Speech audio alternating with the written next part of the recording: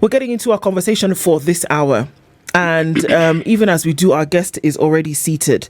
The National Chairman of the National Council of Churches of Kenya is Reverend Dr. Elias Otieno Agola, and he's our guest this hour. Reverend Agola, good morning. Good morning, Do. How are you? Very well, thank you. Yes. How are you doing? Very good. I'm okay. Good. Yes. Karibu sana. Still strong in the service. Mm-hmm. Asante sana. Asante sana. We're having a conversation this morning about the role of the church in agenda setting, an agenda setting for country, an agenda setting for government, and not just setting the agenda, but living out that agenda. And that's the conversation that we have this morning. Before we get into that conversation proper, CT, as you know, goes to a different African country every week. Don't ask us how. He has his ways. You heard he even has a magic wand that he uses for spreading diamond dust. So going to every different African countries every week is not a big deal for him. The good thing about what he does when he comes back is that he comes back with a basket full of proverbs from each country. And this week he'll tell you where we are and he'll share that proverb, and then you can tell us how you would interpret it and what you think of that. It's okay. Okay, super. Yeah. Our proverbs for this week come from the Republic of Mali. Yes. It is the 8th largest country in West Africa by land mass. Previously, a huge and very, very progressive kingdom, a center of learning, and a center for the Islamic faith that was based in Timbuktu. That's a story for another day. The proverb. God gives nothing to those who keep their arms crossed. Yeah. He says, yeah, that's it. That's how I would interpret it. God gives nothing to those who keep their arms crossed. It's a wonderful proverb, eh? Yes. Well, that proverb, I believe, takes us back to the story of creation and the instructions that were given during creation. When God had finished creating, he was able to look and assess all that he has created. And day 1, he says, good. Day 2, good. Day 3, good. Day 6, he said, very good. And that which God created and said, it is very good, he ended up instructing humanity to work and to take care of everything that he has created. And it is from work, and work here is knowing your purpose. Work here is doing that which you know you are created for. And work here is also exploiting your potential and doing something that can place even food on your table. So God gives nothing to those who cross their hands. Simply says, God says, work and do that which you are supposed to do, serving God's purpose in your generation. Thank you. Asante sana. I mean, we have a reverend here, so we would not expect that it would go different from that. No. He has put it well. Very well. Yeah. And he's even given a background to it. Exactly. Yeah, it makes sense. Perfect Thank you. sense. It does. And brought in the generational, perspective. The National Council of Churches of Kenya, we know, is a body that puts, brings together Protestant churches as well as Christian organizations, and also looking into service, looking into advocacy, as well as essentially making sure that the citizens of the country are, brought together in proper light. The church has also, and the representatives, the representative body, but we've seen the church also with the NCCK in the last couple of months be very vocal about how the affairs of the country are being run, and has been very vocal on matters corruption, has been vocal on matters protests, whereby they say, you know what, look, allow Kenyans to be able to say what it is that they need to say on matters the economy, and then very clear and direct messages to the person of the president when it comes to how this country should be led.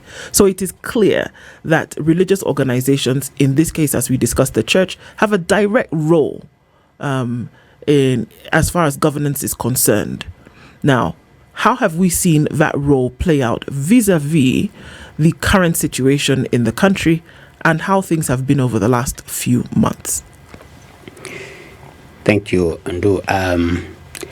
The National Council of Churches, as you have rightly put it, the NCCK, is not just one of the oldest, but the oldest religious coordinating body in Kenya, and also among the first in the world, older than even the World Council of Churches of Kenya. And that means that the National Council of Churches of Kenya, having been around so many years, has a role to play and knows what we are supposed to do, when and how. In the past, we've been addressing issues, and even now, we have not silenced our voices and still continue to say that nobody can silence the voice of the church, not just NCCK, but the entire church, because church is an older institution created by only the Creator, who is God. And so every time we speak to power, or we speak to other leaders, be it in the church, be it in corporate world, we are doing our work.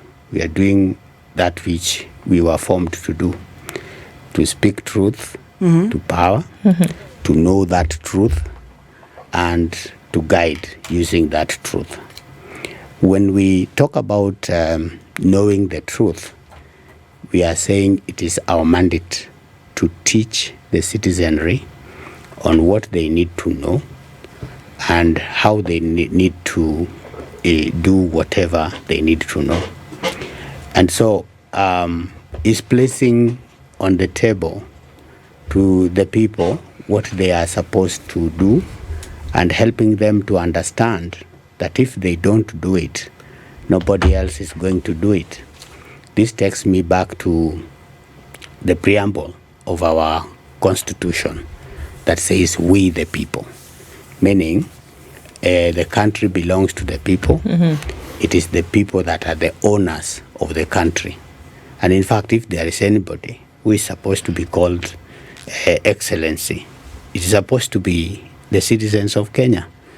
It's supposed to be the people of Kenya, because they are the owners of the work. When you walk into an institution, even this one, who is the topmost person? Is the owner. So the owner, who is holding brief on behalf of God, are the people of Kenya. So the church has always spoken on behalf of the people of Kenya and directing the agenda to the people who are supposed to act, and show them by reminding them, because they are supposed to have known, and in fact they know that the people are watching, and the people see what the leaders who are given that opportunity as a delegated role to do and to deliver. So be it in the church, the people who have given us the opportunity to serve, they are watching. Be it in the country, the people are watching. Everywhere we go, the people who have given you that opportunity, they are watching. Even now we are here, those who have granted you the opportunity to lead these discussions, they are watching. Indeed. So there is that which they expect. And us as the church, being closer to the people, we hear what people say on a daily basis. And when we hear what they are saying, we are just echoing what they are saying.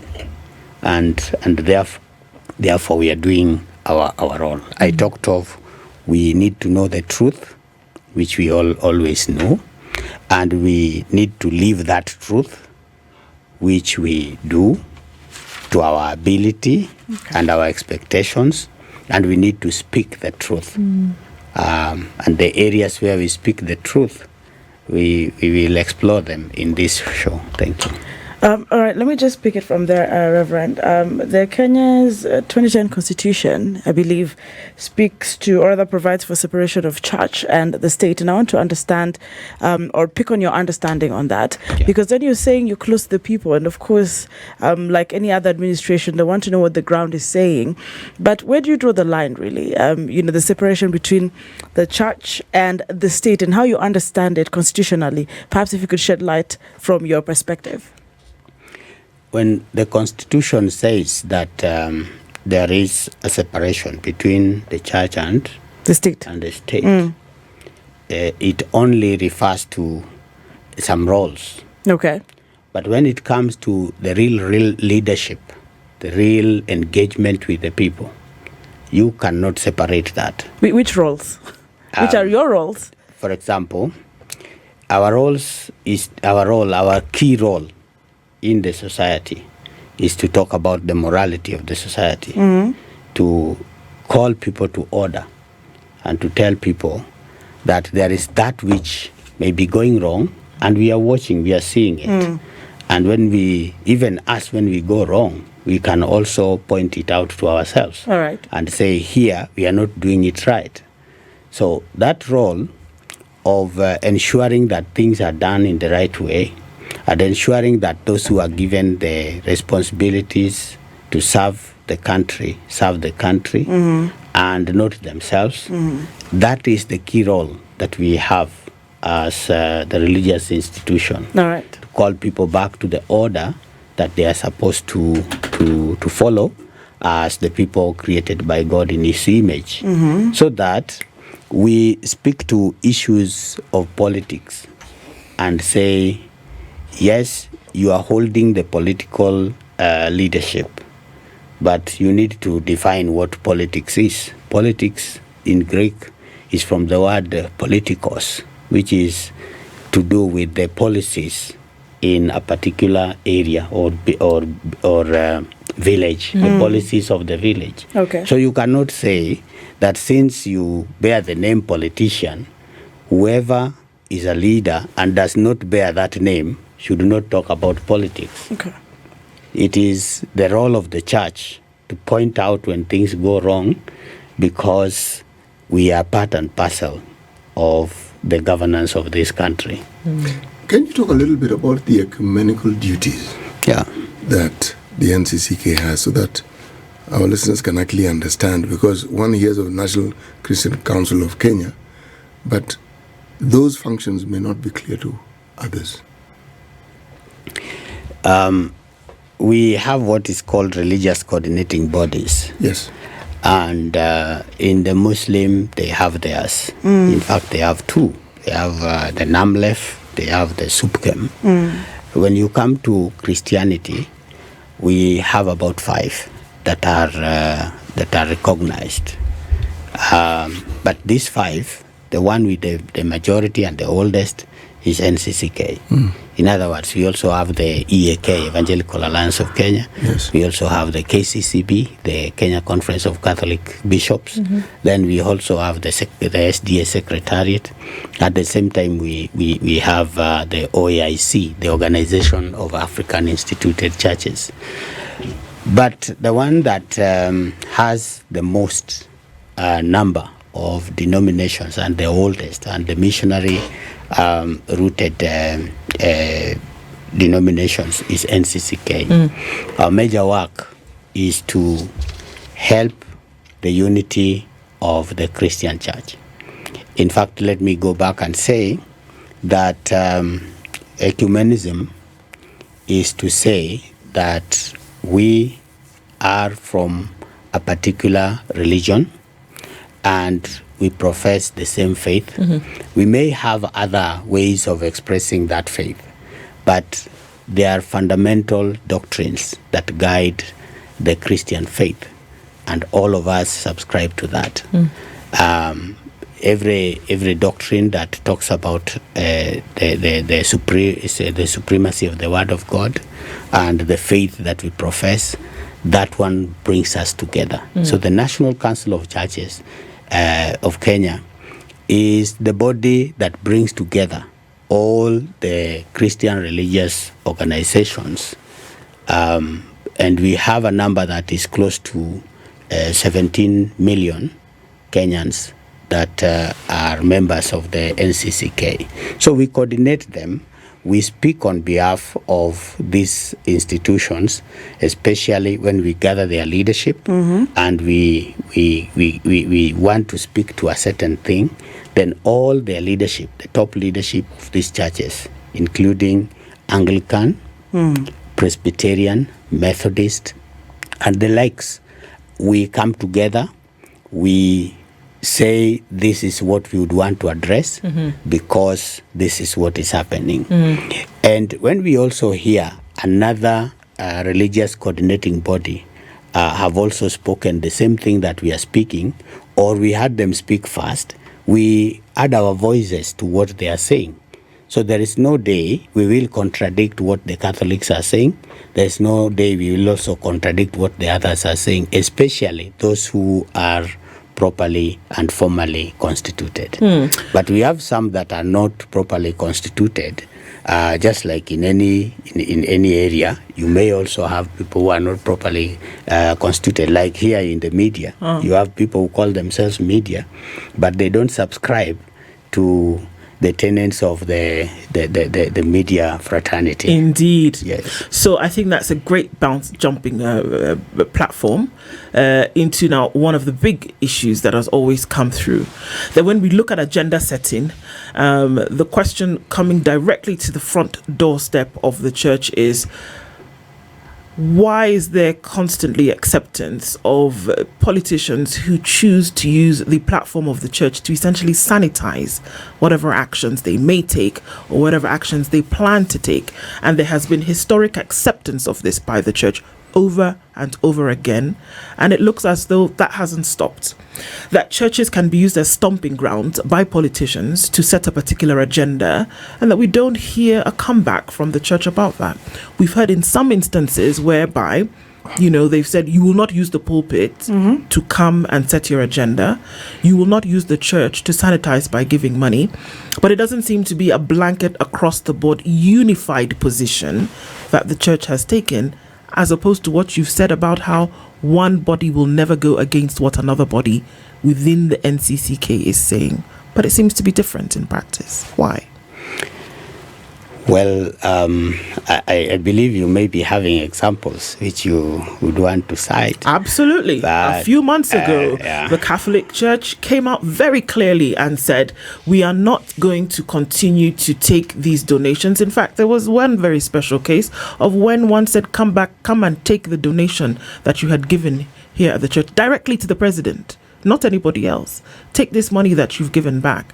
But it seems as though the next weekend there can be a funeral and somebody else is speaking at a funeral and decides we're going to make this funeral service into a pontification of politics, and then at the same time we can give something to the church and there's an acceptance of the same. Where are we? And just to add, aren't they always in churches every Sunday? No wonder we have some news coming up every Monday, because every Sunday there is a politician in a particular church. There are flyers out there for them, and they're on those particular platforms and dioceses actually speaking politics in the church, in as recent as last Sunday. Yeah, you want to continue?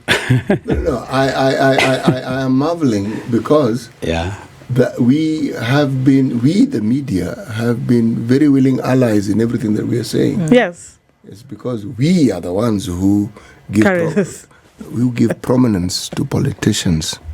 We are the ones who give prominence to the things they do. And I've always wondered, do we give the religious organizations the same attention and the same presence? And I have wondered myself, and I am in the media. Good. Great. I am happy that you have become a good Christian. This morning. We can make you we can make you a religious leader. Right. So that at least you also. But you have to follow a process. Very good questions. I've just told you that religious coordinating bodies exist to call religious leaders to order, to help them manage everything that is at their disposal, and especially the places of worship. There comes a time when we also need to understand that politicians are also members of our churches. The bad thing that may have happened and continues to happen in some churches, I would say some churches, is that when they come for worship, we put them as centers of worship at the same time. That we condemn, because when a politician comes to church, or let me give an example, even me, when I go to a church and somebody notices I am there, there is a tendency of thinking that they would bring me to the front. Sometimes I say no, because I just went there as a worshipper. I didn't go there in my position as the chairman of NCCK. I didn't go there in my position as the one who is the director of Justice, Peace, Reconciliation and Creation Department in PCA. I went there as a worshipper, right, and I should be treated as such. But we see some people go overboard and admit the politicians even to the front to talk. And there is where they may not tame their tongues and say whatever they want to say. But I would want to say that those are exceptionals. I want to concur with my friend here that sometimes the media also does, you do things that sometimes don't align well, because when you are looking for news, I believe when I talk about some things from the Word of God and expound that in a sermon, it should also be taken. It should also be taken as part of the news. As part of the news. That a minister so and so, a preacher so and so said 1, 2, 3, and that should be taken as part of the news. You referred to Sunday. Sunday is just the other day, and what happened in Mombasa? A very respected bishop, Wilfred Lai, preached a very powerful sermon. I watched that sermon for a whole hour, and it was a powerful sermon. Was it even? Did it even have a news bite? Was there anything that could be picked by media to air? Had it not been for the social media that exposed what he said, and again in their own context, they would say whatever they wanted, the sermon to mean. But there are always something that we speak from the pulpit. It should also be captured on the same clip. We should say the pastor said this, but the politician also said this. But I know news is news when you bite a dog. Look, I mean, when you bite a dog, that's when the news, absolutely. Look, I mean, I don't think we can shirk away from that responsibility, especially here where we keep saying that, religious organizations, and here we're talking about the church in particular, have a role to play in agenda setting, have a role to play in governance. Sure, then it behoves us who report on the news to then be able to say what is actually being said in those circles. Unfortunately, most times it's the other side that gets most of the story. I'm very clear in my mind about when former provost of the Anglican Church, one Sammy Wainaina, spoke in church on a Sunday morning, and the politicians who had come to church and they wanted to do all this fanfare, and he stood on the pulpit and he said, "No, I'm not going to allow this to happen. You've come and worship like anybody else. And if you have something to say, you may go outside after the service and have your little, meeting with whomever you need to. But do not do this here."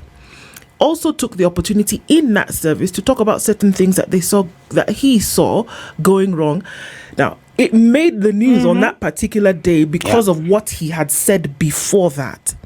But are we saying now at this point that newsmen and women can actually come into church every Sunday and get the message that is being given to the nation? Is that something that should be or can be regular? Because it is the platform that you have. Media have this platform. The church has that platform of the pulpit every Sunday or every Saturday. Should that be the place where the news comes from? That should be the place where the news come from, and we always have news. But news has to be reported to become news. Otherwise, it remains with the people that you have talked to, and you only expect them to behave towards what you have said. Having said that, it is clear that whenever religious leaders talk, and especially the genuine religious leaders, I would say genuine, because there are some religious leaders who would want to follow politicians, maybe for their own personal gain, not for the gain of the kingdom of God. But those who stand with the truth, you have just mentioned Canon Maina. I would also mention my colleague, Bishop Muheria. Bishop Muheria talked the other day. Yes. And when he talked the other day, you can imagine what was reported after from the politicians, when some of them even said they don't want to go to church. Yes, a church, all people who come to church come on voluntary basis. Right. And even when they come to church, some of the people who say they don't want to go to church are the same people who, when they come to church, they are not coming to worship. They are coming to set an agenda. To set the agenda, to talk the agenda, and they even end up abusing one another in the church. Indeed. So we would rather not have them in church if they are coming to abuse people in church. But we will always speak the truth to power. We'll speak the truth to our colleague leaders in whatever sector. And we will say that Kenya is not a place where you just come and even talk a vulgar language and you are a leader. Exactly. You know what just happened the other days in these rallies, where some people would call others stupid, foolish, what, and all that. It's not so good. What are we passing on to these generations that are below us? Good questions. Are we like telling them that we can use unacceptable language, and then we call them back to order and tell them you have to behave well? I believe that the churches that are under NCCK and those that are under the formal religious coordinating bodies, they know how to behave and they know how to handle issues in a more morally accepted way. Yeah. So where is the role of the church square right where it should be at the moment and doing what it ought to do in terms of expectations of Kenyans? Is it filling that role of expectation? Yes. The role of the church, as I've said, is to look at what happens in the country and ensures that we have a timely response in terms of guiding, in terms of adding our voice to what is going on, and in terms of ensuring that things go well. I may mention a few, that one of our roles is to ensure that we talk about moral and ethical guidance. Moral and ethical guidance, where the church provides that moral and ethical guidance, and the church becomes an example of the same. And where we see that there is a decay, we have to raise our voice and say something is wrong. And we come up again and help the people of Kenya to align to the moral expectations that are required of them. We are also here to advocate for social justice. Every time that we see the issues that are derailing social justice, the issues of inclusion, talking to the marginalized, the poor, the women, the youth, we have to raise our voice to that.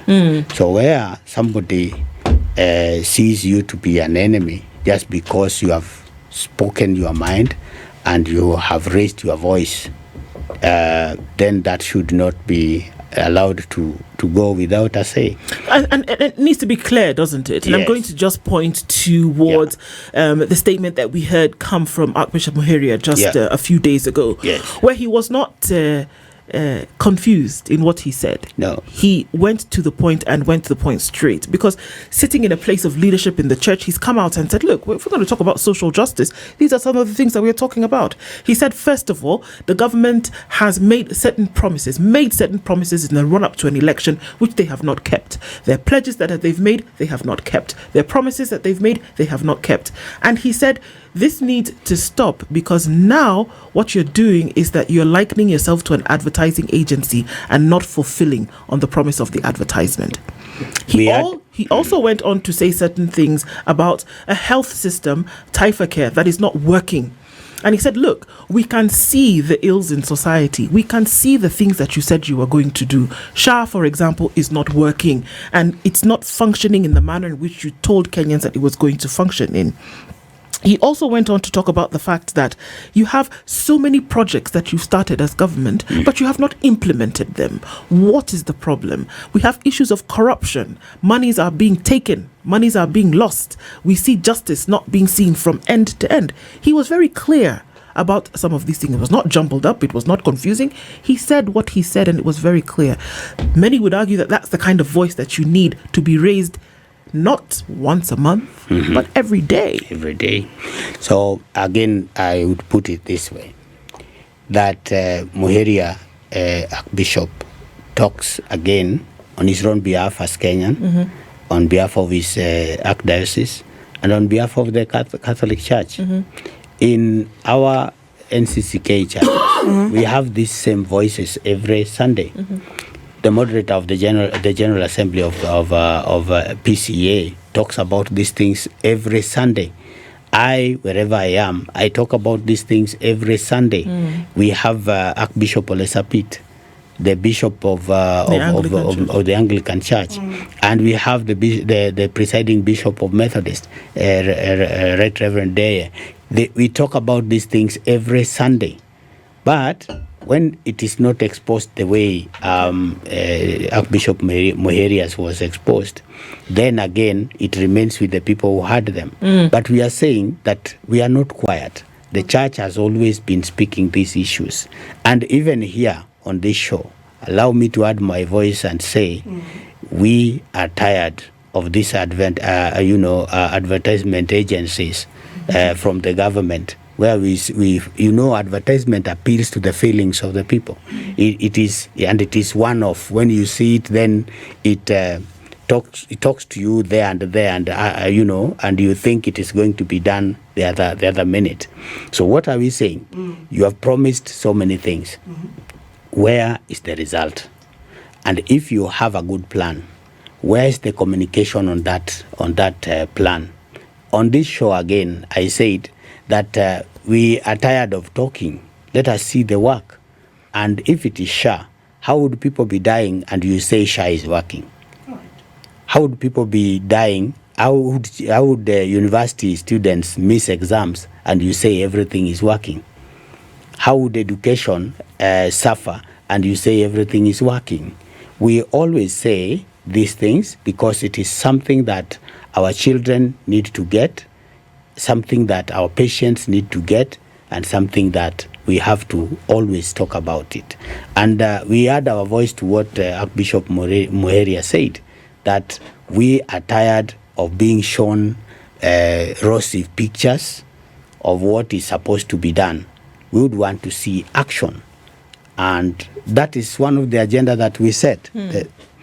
Then in the political engagement, you cannot tell us that we stick to the pulpit. When we stick to the pulpit, we'll say things from the pulpit. But when we hear counterattacks from people who don't even know a lot about what we talk from the pulpit, then it is like somebody has sent them to talk to the church ruthlessly.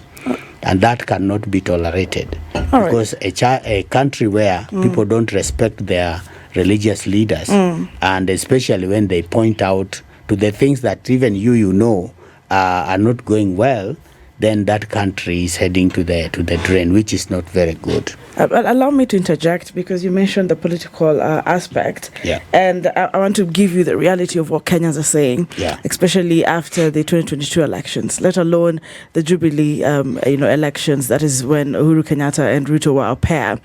And looking progressive, let's just go back a bit in hindsight. When Jomo Kenyatta was in power, it wasn't so obvious for him in as far as religion and the state was concerned. Moi era as well, it becomes more pronounced with the Uhuru Kenyatta's era and now Ruto's era. And someone would just ask, perhaps if I just give a bit of statistics in the religious line, according to the 2019 population census, the Kenya government estimated that approximately 85.5% of the total population is Christian. All right, that is, I'm just giving that 85.5%. Yes. Now, if you, and I know you hear these things, especially during the Gen Z protests, they said, could the churches please stop entertaining what you also agree with looks like an advertisement agency? And you do realize that the confidence that your congregants had in you, a little bit, it's gone down in as far as that mix between the state and the church is concerned. I'm thinking, would you rather the church speaks truth to power, but refrain and restrain from looking like they are active in campaigning periods? All right? Because what happened this time is the church came out so strongly, like it's campaigning, is it, for Kenya Kwanza?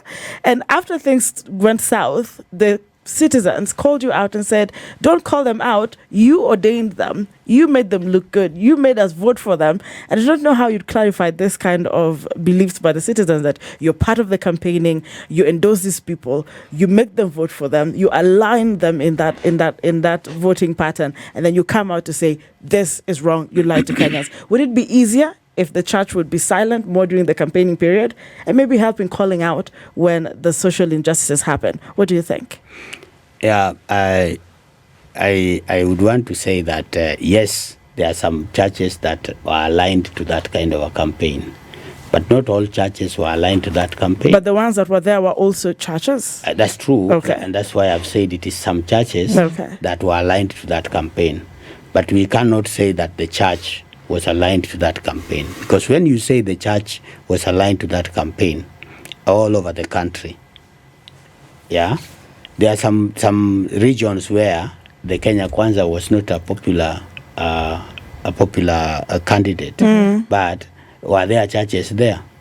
So when you say the church did it, it's good to say, yes, some churches were aligned to that, but not all churches. So it is wrong to put all the churches in that blanket and say that, yes, all the churches campaigned for this. Well, it sounds a bit better, a bit good, but it's not good at all. Let's go with the some churches. Yes, now, those churches that were involved. Yes, those churches that were involved. Maybe they have their own convictions, but the truth of the matter is that it is wrong for churches to align themselves to a particular candidate, because there is the after the elections. Somebody will lose, another one will win. Or your candidate may win, but when they get over to the other side, they become a completely different person. And that is the scenario in Kenya today. So we would not want to urge churches to align themselves with particular political interest or campaign for any particular candidate. But we should speak the truth and remain at that level. Reference is made to times in history where it was very clear about particular church leaders who would essentially lay their lives down to insist that a certain moral compass is followed. If we come towards today and the things that we see, yes, we do see. I mean, we have to say it when we do that. We do see more that is coming from the church. We do see a lot that's coming from the church. Do you think it is necessary to remove church leaders from their platforms for these cases specifically? And I explain what I mean. That Sunday sermons will continue. That's as they should. But do you think it's necessary for church leaders to come out off of the pulpit, whether it is during meetings, whether it is calling press conferences on a regular, whether it is talking to people outside of the congregation about some of these agenda setting issues that we're talking about? Is that necessary, or is the pulpit sufficient? Is enough being done? The pulpit has not been sufficient, and it is true that a lot needs to be done and should be done. But I would also say that in NCCK, for example, we engage with people outside the pulpit in their regions. That's why you sometimes see us on your bulletins when we have talked. The same thing that we raise in Nairobi is also raised in Nairobi, in Mombasa, and in other parts. We have 9 regions as NCCK, and in every county we have a county coordinating committee. For NCCK, we talk the same thing. When we raise that at the national level, then you find the same thing being raised in the region and in the counties. But again, in our local churches. So not only from the pulpit will we be talking about these issues, or have we been talking about these issues. We raise them in our regions and in our grassroots. So you are right when you say the pulpit is not sufficient, because the pulpit is only for that Sunday. How about the daily life? Again, we have programs, governance programs, civic education programs, where we raise the issues of governance and the issues of political involvement. And in our regions, everything is moving on and people are being enlightened. When the IEBC, for example, is not in place, I mean the commissioners, we have explained to people the process, how it is starting, how it will end, and so on and so forth. And we have started our voter and civic education so that people understand what their civic duty is. And this we do on a daily basis. You know, whatever the church is doing now, whatever the religious leaders are doing now must be lauded. Yeah. There was a time the church went to sleep. I say they're asleep because this is one of the beautiful things about being alive for a long time. Because I remember a time, yes, when the first president of this country was president, we had the people who would stand up and speak boldly were not just politicians. They were religious leaders, boldly. During the term of the second president of the country, again, boldly, people stood up and spoke. Then somehow it's like the church went quiet. It looks like when things seem to be okay economically in the country, the voice of the church seems to go quiet. It isn't as loud as it should be, because the problems we're now facing did not begin with this government. Right. No. It didn't. It began earlier. What you're seeing is a culmination of many things that have been wrong for a while. But the position that has now been taken is a good one. Many a time when the church or religious leaders speak out, they are considered to be adversarial. And yet, when they explain, they say they are being corrective, and that is their role. How do you get the political class who are members of these religious organizations and churches to understand that when someone disagrees with you, they are not seeking to be your enemy? They are simply explaining to you something that you've done wrong. Yeah, that's true. The church, as you say, has been in the picture.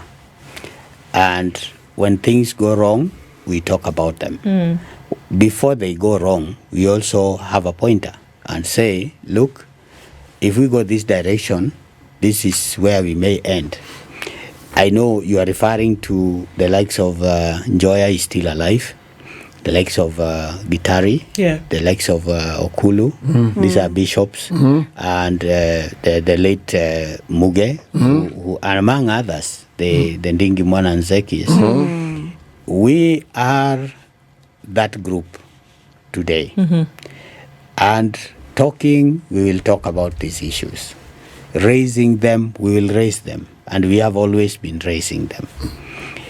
And we are prepared to meet the other group that feels that we are overstepping. But we will always say, here we are. We represent the church. We represent Kenyans, and we are the voice that is needed. Indeed. So when we raise our voices, we are not adversarial. We are not enemies to anybody. Correct what we are saying. We will not have any issue to talk about. In fact, we will turn and say, look, we talked about this, and here it is.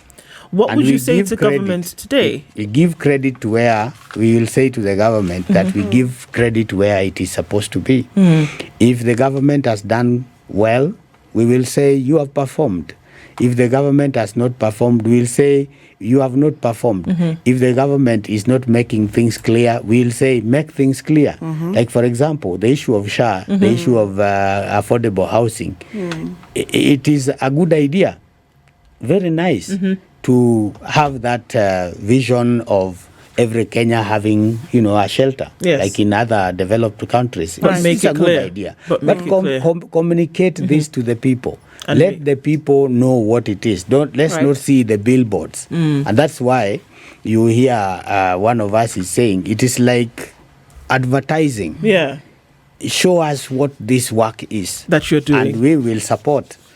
We want to thank you very much, the Reverend Dr. Elias Otieno Agola, who is the chairman of the National Council of Churches of Kenya, has been our guest this hour. This is the Situation Room, the only way to start your day.